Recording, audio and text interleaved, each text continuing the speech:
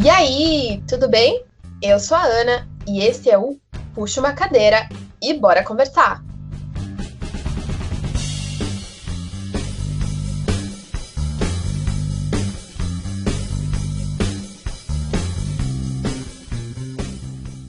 Tudo bom com vocês? Esse é mais um episódio da nossa jornada em áudio. Aqui a gente fala de tudo, daquela forma leve, divertida, descontraída, que todo mundo adora. E hoje a gente vai falar sobre a poupança, esse investimento que todo mundo conhece, que todo mundo já deve ter usado algum dia, e a gente vai esclarecer tudo para você, todas as dúvidas, falar sobre, e vai ser um bate-papo bem bacana. Claro, a ideia é que esse bate-papo aconteça junto com vocês, mas para me ajudar nessa viajada, eu conto também com ele, que vocês já conhecem. Ele é um dos responsáveis pela criação desse podcast e cofundador da Duo. Gustavo Dias. Tudo bem, Gu? Oi, Ana. Oi, gente. Esse assunto não vai render muito em rentabilidade, mas em conhecimento. Turum. Devidamente apresentados, bora conversar.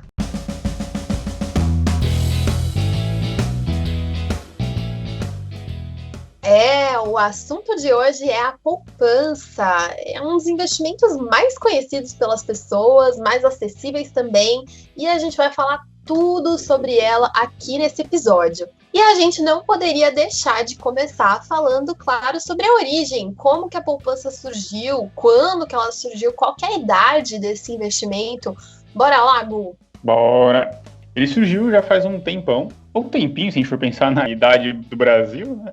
Mas ela foi lá no Império, lá com Dom Pedro II, em 1861, quando ele criou também a Caixa. Junto dela, ele fez ali a caderneta de poupança para que as pessoas de baixa renda pudessem investir, pudessem ter acesso a algum tipo de juros, né? E ele pagava um juros alto, ele pagava 6% ao ano. Depois a gente vai falar quanto tá rendendo certinho para vocês poderem comparar, mas já te adianto que é alto. Nossa, comparando com hoje, que isso? E é engraçado que a poupança é o principal investimento, vamos dizer, hoje para as pessoas, né? A gente viu uma pesquisa da Ambima 2020, final do ano passado, onde 88% dos brasileiros têm dinheiro guardado na poupança. E 27% falou que é só por comodidade.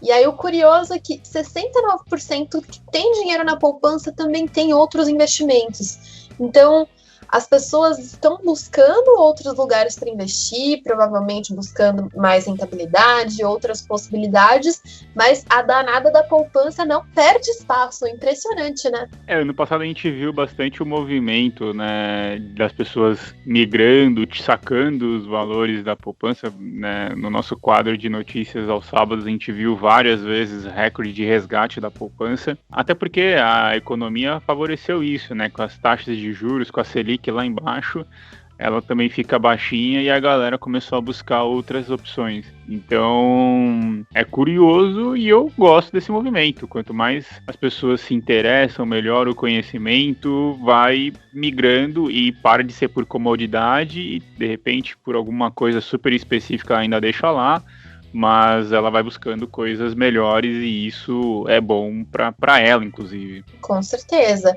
E as pessoas investem porque tem pontos positivos também, né? A gente não pode só malhar e falar que é horrível, que é péssimo, que não presta, porque se as pessoas ainda insistem é porque tem alguma coisa legal. Vamos falar sobre isso? Ela tem coisa a se salvar, né? Acho que dá para falar alguns pontos aqui que são legais.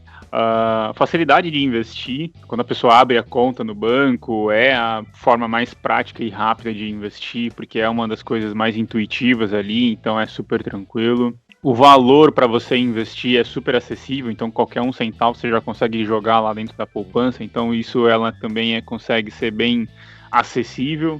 Não tem rentabilidade negativa. O máximo que você vai ver é rendendo menos, talvez ao longo de um período, por conta de oscilação da Selic e tudo mais, mas você não vai ter, em períodos de crise, alguma coisa assim, cair, né, em rentabilidade. Então é uma coisa também super positiva olhando para isso, até a página 2 que a gente fala quando a gente for pontuar os negativos. E um que eu gosto bastante é a liquidez diária, né? Você consegue resgatar de forma imediata, então qualquer horário, e consegue resgatar no final de semana, inclusive, se acontecer algum pepino e precisar de um dinheiro ali imediato, a poupança ela serve super bem, coisa que alguns investimentos, até com liquidez diária, a Ana estava até comentando, me lembrando disso nos bastidores, que tem investimento com liquidez diária que depois das 2 da tarde vai processar no dia seguinte, então acaba ficando um pouco mais dificultoso, e a poupança não, resgatou, tá na mão, inclusive no final de semana também. Exatamente, que é uma super facilidade, né? Fora que a poupança ela é isenta de imposto de renda, então você não precisa pagar imposto de renda em momento nenhum, independente de quanto você tiver lá investido. Ao contrário da maioria dos investimentos, onde você paga no mínimo ali 10, 15% na hora que você resgata o dinheiro. Então já é uma super vantagem. E claro, existe também a poupança programada. Então, se você quer, se forçar a guardar algum dinheiro, tirar aquele dinheiro da conta para você esquecer que ele existe, você tem como fazer isso pelo aplicativo, você programa e aí você não precisa lembrar de fazer isso todo mês. E outra coisa legal é que a poupança tem a garantia do FGC. Então, por um acaso, se o banco quebrar, o que é um pouco difícil de acontecer, mas a gente já viu que tiveram bancos aí que quebraram, né? Como é que é o nome daquele banco lá do Silvio Santos? O Banco Panaribas? O Banco Pan-Americano? Esse mesmo, Pan-Americano, quebrou, por exemplo. E aí, como é que faz quem tinha dinheiro nele? Então, o FGC, ele te paga o dinheiro que você tinha investido, o que é ótimo, você não perde tudo. Mas, porém, contudo, todavia, não é tão fácil assim, porque ele te reembolsa só 70 mil, né? Se você tinha mais investido, sinto muito, você vai perder mesmo. Sendo que outros investimentos, o FGC cobre até 250 mil. Então, é uma vantagem, mas ao mesmo tempo é uma desvantagem, né, Gu? Até a página 2, né? Exato. Já que você falou de ponto negativo, vamos terminar então de falar dos pontos negativos dela. Então você já falou aí que o FGC cobre só uma parte que os outros cobrem melhor. Um ponto negativo que dá para misturar nessa linha de ponto positivo / ponto negativo é a facilidade do resgate, né? Por mais que isso seja bom para quem está investindo, poder resgatar de forma imediata e usar, ele é ruim também, porque muitas vezes a pessoa está começando a investir, aí dá aquela fraquejada, né? E aí ela usa ali porque também tá na mão. Então, muitas vezes é bom, mas é ruim ter essa facilidade. Então, tem gente que prefere colocar em outro lugar, numa corretora, numa previdência, porque ela nem vê o dinheiro lá e sai rápido da mão. Então, a facilidade de resgate também acaba sendo um ponto negativo dela. Uhum. A clássica negativa é a rentabilidade baixa. Então, depois a gente vai aprofundar para explicar para você, porque tem uma regrinha legal e curiosa sobre a rentabilidade. Mas sim, a rentabilidade da poupança é uma das mais baixas do mercado. Eu falo que é uma das, porque infelizmente a gente já viu alguns produtos por aí rendendo abaixo da poupança, o que é uma piada de mau gosto. A gente fez um post super interessante, o porquê que a rentabilidade é ruim, fazendo um comparativo com outros investimentos, inclusive com o próprio Tesouro, que é um investimento seguro. Então é interessante você entender o porquê é ruim, né? Não só replicar as pessoas falando que é ruim. Então também dá uma lida lá no post, que ficou muito legal lá no nosso Insta, tá? E um outro ponto negativo, diferente dos investimentos como o Tesouro, CDB e por aí vai, que rendem diariamente, e você pode resgatar e ter esse rendimento já aferido, a poupança, por mais que ela renda, você tem que esperar os aniversários, né? Até quando você vai fazer o investimento, você vê essa indicação lá. Então você precisa esperar 30 dias para receber essa rentabilidade dos últimos 30 dias. Tá? Então, se você precisar mexer no intervalo que não está batendo com a data do aniversário, você vai acabar resgatando o seu dinheiro sem a rentabilidade, que já é baixa. Então isso também é um outro ponto negativo, ter que esperar o período certo para você poder resgatar, senão você não usa a rentabilidade, acho que também é bem ruim. Então, quer dizer, nem adianta você ter a liquidez diária, você ter a facilidade de movimentar, se ao movimentar você está perdendo a rentabilidade. É uma coisa muito louca. É isso. Então eu falo assim, nossa, tem uma super vantagem. Eu mexo na hora que eu quiser. Aí, precisei daqui a uma semana. Você não vai ganhar, porque não passou um mês ainda. Então, por que diabo você tá guardando na poupança? Então, é só um lugar para guardar, não é um lugar para investir, para render. Exato, pronto. Esse eu acho que é o mistério da fé. Quem tem lá, ele usa como um lugar para guardar e não como rentabilidade. Mas aí depois a gente até fala melhor. Tem como melhorar isso também, né?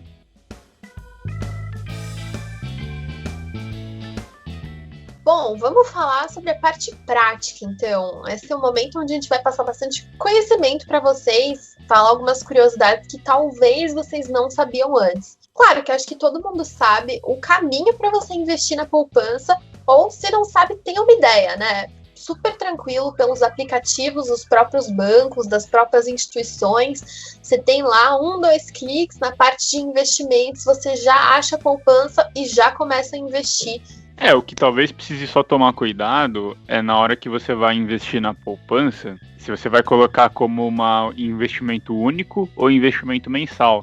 Porque é na hora que você vai investir que, inclusive, que você faz essa programação. Então, entrou lá na parte dos aplicativos, que nem a Ana comentou, investimento, a poupança, aplicar, só esse detalhezinho aí você coloca o valor, tem que ter dinheiro na conta, obviamente, né? Então, é super prático. Boa. E vamos falar sobre rentabilidade, porque isso também, curiosamente, está disponível nos aplicativos, né? Eles contam pra gente quanto que rendeu, quanto que tá rendendo. Inclusive era isso que eu ia falar, né? Nesse mesmo ambiente que você vai consultar a tua poupança, seja para aplicar ou para ver o quanto tá lá e tudo mais, quando você vai na parte de detalhar, ela começa a abrir essas coisas para você. Então, nos últimos 12 meses, eu até consultei a poupança no aplicativo do Banco do Itaú, que é a conta que eu tenho, rendeu 1,69%. Isso eu tô falando hoje, que eu tô gravando, sexta-feira, dia 16 de abril, tá? Ela provavelmente vai flutuar com a mudança da Selic, depois eu vou explicar direitinho o porquê. Então é importante só localizar a data que a gente está falando. Então, nos últimos 12 meses. Mas também é importante, você que vai colocar o dinheiro agora, saber o que vai acontecer daqui para frente. Então, daqui para frente vai ser 1,925% ao ano, tá? 1,69% nos últimos 12 meses e 1,925% ao ano. Importante você saber disso, porque às vezes a gente está acostumado aí com as rentabilidades ou com as porcentagens das dívidas, que é 8%, 5% ao mês. A poupança é 1,925% ao ano, é isso mesmo, sei que vocês ouviram. Vamos repetir mais uma vez. 1,925 ao ano. Gente, é muito baixa, né? Claro que isso agora, com a Selic a 2,75% depois, né? O Banco Central já anunciou que vão ter mudanças, que a Selic provavelmente vai subir um pouco por conta da inflação. Inclusive, se você não sabe qual que é a dinâmica Selic, inflação, economia, já fizemos um episódio sobre isso que tá bem legal.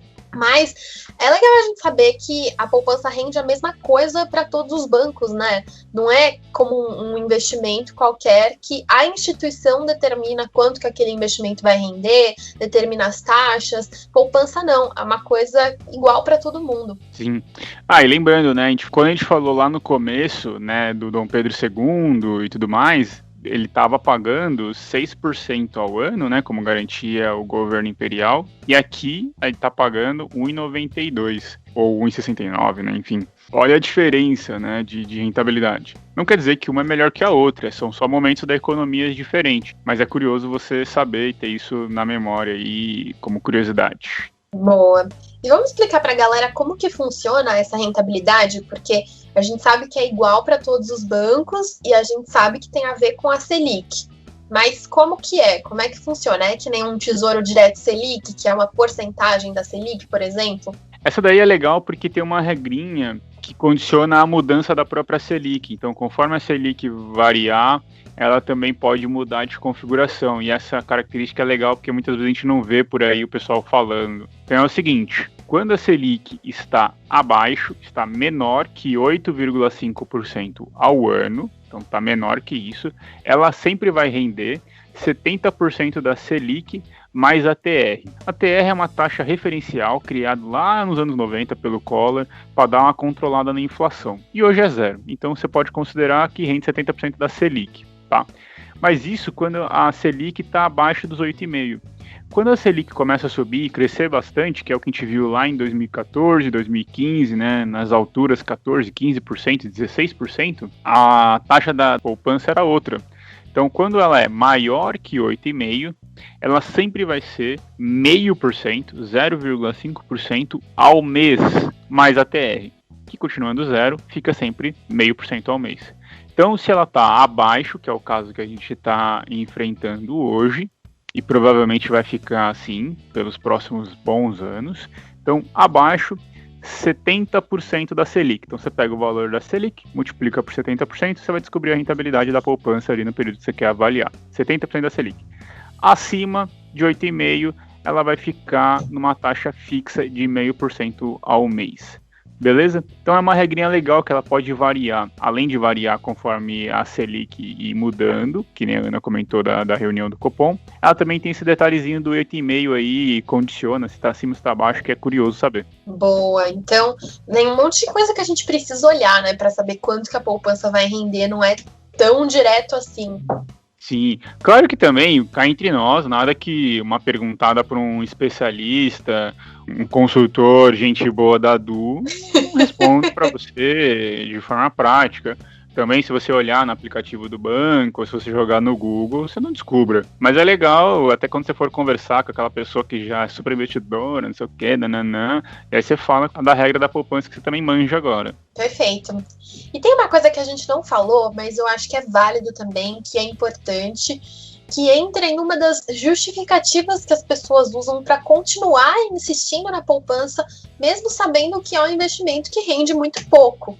Que as pessoas falam, mas pelo menos é um investimento seguro, eu não sei muito bem onde investir, mas é seguro. Tá, vamos lá, gente. O que é segurança para vocês? Segurança é não oscilar ou não render negativo? Porque se esse for o caso, então realmente a poupança não rende negativo, você não vai perder dinheiro nela. Mas a poupança não é o investimento mais seguro que tem. Por quê? Porque é um investimento dentro de um banco. Como a gente já falou, um banco pode quebrar. Então você pode perder seu dinheiro se você deixar ele ali. O investimento mais seguro que tem é o Tesouro Direto, porque você está investindo no governo. Então, para o governo quebrar, pensa, é um país inteiro quebrando. Muito mais difícil. Se o país quebrar, todos os bancos, todas as empresas, todas as instituições já vão ter quebrado primeiro. Então, cuidado também quando você justifica desse jeito. Você pega um Tesouro Direto Selic, por exemplo, ele rende 100% da Selic e mais uma taxinha, né, dependendo do vencimento daquele título, mas já rende bem mais do que a poupança e ele é ainda por cima mais seguro. Então, cuidado quando você ainda insiste usando essa justificativa. Depois dessa explicação, nem tem como mais usar essa muleta, né? Exato, não tem mais desculpas. Um ponto que muitas vezes as pessoas acabam ficando com medo também de investir, às vezes até no tesouro, até mesmo na poupança, é aquela memória do confisco do Collor, né? Esse receio faz também as pessoas ou se afastarem do investimento ou de um tipo específico por esse receio de acontecer de novo. E aí é que vale, obviamente, a explicação que, na verdade, a economia do Brasil hoje é muito mais sólida do que nos anos 90, né? Ela evoluiu muito.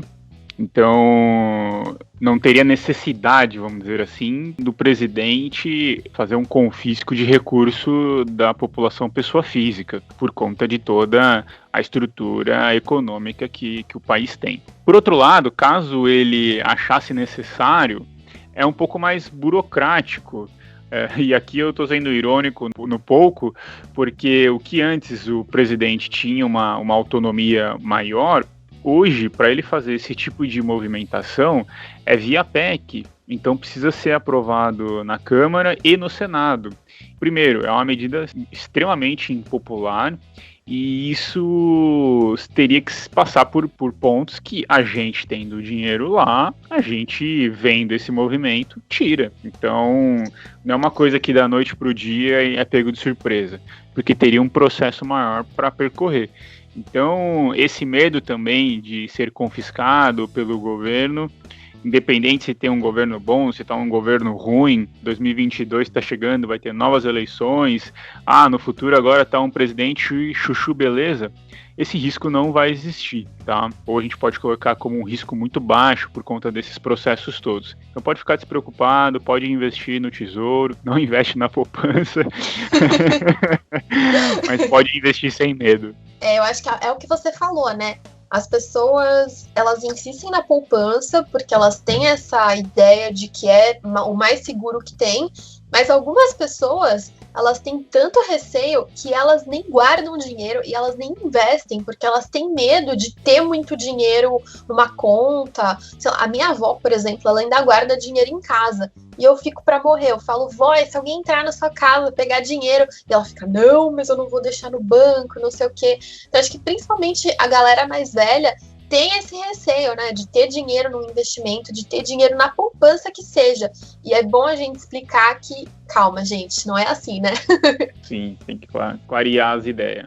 E vamos falar então, para finalizar, quando que faz sentido usar poupança? Se faz sentido? Porque a gente já tirou aqui todas as desculpas que as pessoas dão para poder investir. A gente já sabe que tem vários problemas. E aí, tem algum momento em que vale? Tem. A gente também não é totalmente arbitrário, vai apontar o dedo na cara e falar, não investa, senão a gente vai brigar, a gente vai bater na sua porta, brigar com você, te xingar. Não é assim. Tem um momento quando a pessoa está começando a querer guardar ou está começando a querer investir. Então, nesse momento que é de construção de hábito, a gente até entende que a poupança pode ser uma ferramenta legal, porque você tem um investimento programado, você tem algo que está ali facinho, não te exige muita coisa, que você consegue guardar rapidinho, deixar escondido. Então, para construção de hábito é válido. Mas já construiu, já tem uma conta digital, por exemplo, onde você também consegue movimentar com a mesma facilidade, onde você também consegue sacar o dinheiro em qualquer momento, qualquer dia, fim de semana, qualquer horário, onde você vai render ali 100% do CDI muitas vezes, o que é mais do que a poupança já, que também é um banco, então tem o mesmo nível de segurança, também é coberto pelo FGC, enfim, tudo igual, e ainda rende mais. Poxa, quando você vê para um cenário desse, aí realmente não faz sentido mais, e aí vale a pena buscar outros investimentos e começar realmente a construir a sua carteira, para que você tenha um portfólio diversificado. Então você pode começar com uma conta digital, um CDB de liquidez diária, coloca um pouquinho no Tesouro Direto Selic, e aí vai procurando investimentos que oscilem, inflação, renda variável e por aí vai. Mas ficar só na poupança, gente, não faz sentido. Perfeito. Assina embaixo, nem coloco mais nada, tá? Desenhado bonitinho quando usar, e depois do hábito é investir melhor sempre.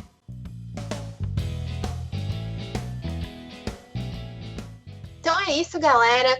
Vocês viram que a poupança não é um investimento tão simples assim, né? Pelo menos tem várias particularidades, várias coisas que eu tenho certeza que a maioria das pessoas não sabe e agora tá todo mundo sabendo. Então, já aproveita e manda para geral, para todo mundo ficar bem informado também, inclusive para aquele seu amigo, para aquele seu familiar que ainda investe na poupança e não buscou investimentos melhores, tá bom?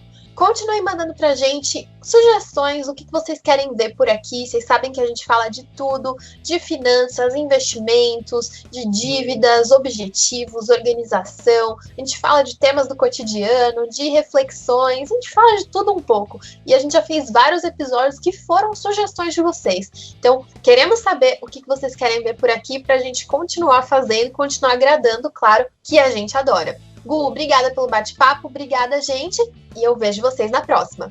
Obrigado, Ana, obrigado você que ficou até aqui e com certeza, até breve.